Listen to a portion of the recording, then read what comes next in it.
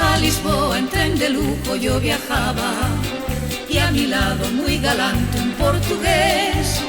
Al momento un gran amor me declaraba, con mayor velocidad que nos llevaba aquel express. Al compás del chacachá del tren, qué gusto da viajar cuando se va en express.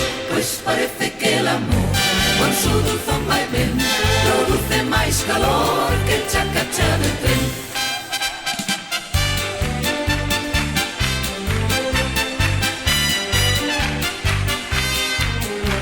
Regreso de la tierra de los fados, muy atento y muy cumplido el revisor.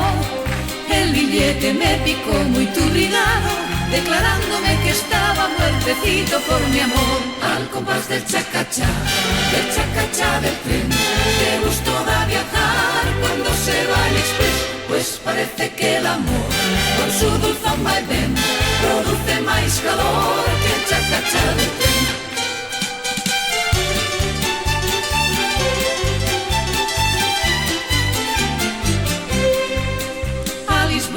De lujo yo viajaba y a mi lado muy galante un portugués.